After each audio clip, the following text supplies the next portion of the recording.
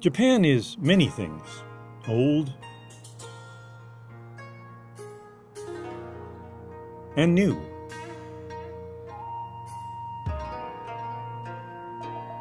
Subdued and clamorous. But in the early spring, Japan is all about one thing, and has been for centuries: the Sakura, the cherry blossom tree. From the turn of the year, the Japanese track the advance of the blossoms from the south of the archipelago to the north, beginning in Okinawa as early as January, and reaching its height in Tokyo by early April. This is the Sakura Zensen, or cherry blossom front, and its progress is reported on newscasts nightly. We arrived in Tokyo the first weekend that the Sakura Zensen reached its peak in that city, and immediately joined the throng coursing beneath a canopy of the palest pink you can imagine in the gardens of the Imperial Palace. The blossoms were breathtaking. The weather was overcast and chilly, but that did not stop the Japanese from their traditional picnics under the blossoms, on ground sheets provided by the Parks Department. Of course, we couldn't go to Tokyo without seeing the rest of what it had to offer. In the area of the city known as Shibuya, the traffic lights at what has been called the busiest intersection in the world are synchronized so that all 4 pedestrian crosswalks and a 5th that runs kitty corner through the middle are filled with people at the same time. A bride and groom were taking wedding pictures amid the crowd, and I managed to get one really good shot.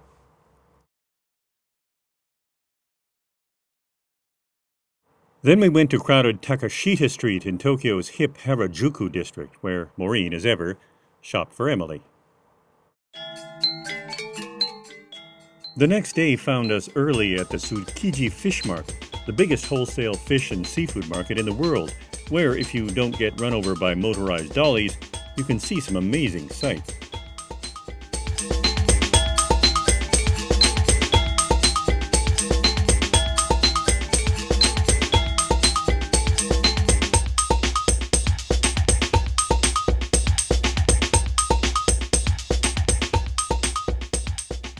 From Tokyo, we took the train to Kyoto, the former imperial capital, which is still overflowing with everything that makes Japan unique.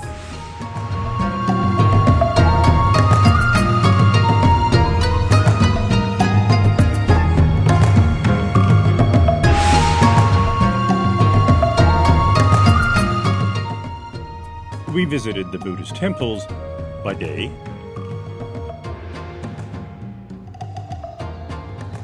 and by night.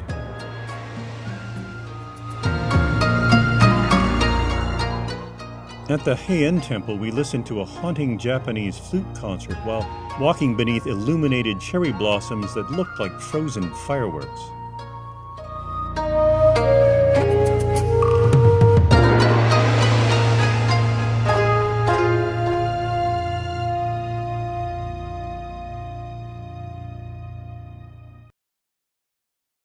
We caught a fashion show at a textile center and strolled through a massive market that encloses 6 blocks of Nishiki Street in downtown Kyoto. We had bought Japan rail passes and made great use of the bullet trains which traverse the country with the regularity of subway trains.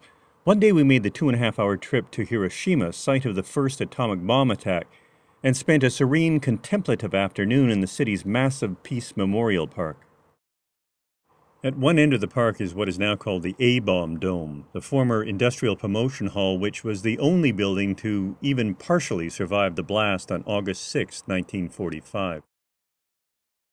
Nearby is the Children's Peace Memorial, a monument to the children who died in the blast or from the fallout. It has been made famous as the repository of the tens of thousands of paper cranes that are still sent to Hiroshima to mark the memory of Sadako Sasaki, who died at age 12, 10 years after the attack. At the far end of the plaza, beyond a wall of hedges clipped to resemble misshapen heat-blasted figures, is the Memorial Museum, whose exhibits include a model of what the site looked like before and immediately after the explosion. We stopped at an outdoor cafe to admire how the Japanese had turned that site of devastation into a kind of prayer for peace. This August marks the 65th anniversary of the attack. Another day we took the train from Kyoto to nearby Nara, the capital of Japan, from 710 to 794 AD. We arrived on April 8th, the day the Japanese celebrate as the birthday of the Buddha, and since it was during Nara's period as an imperial seat of power that Buddhism flowered in Japan, it was a special day. Every temple offered tea and various ceremonies. Over 1,000 wild Sika deer roam freely through the park at the heart of Nara that connects various temples and shrines. They are said to be descended from the sacred white deer that brought one of the 4 gods of the Kasuga shrine to the area. They wander around begging handouts from visitors and, being Japanese deer, bow to introduce themselves.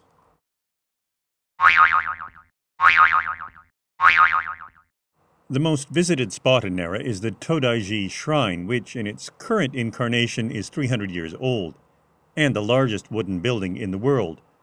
Oh, this is just the gate to the shrine.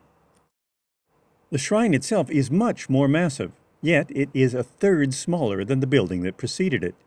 It houses one of the largest Buddha statues in the world. A column in the building has been notched with a hole said to be the size of the Buddha statue's nostril. Supposedly, if you cannot pass through this passage, you will be unable to reach nirvana in this lifetime. We will long remember Japan, its history, its people,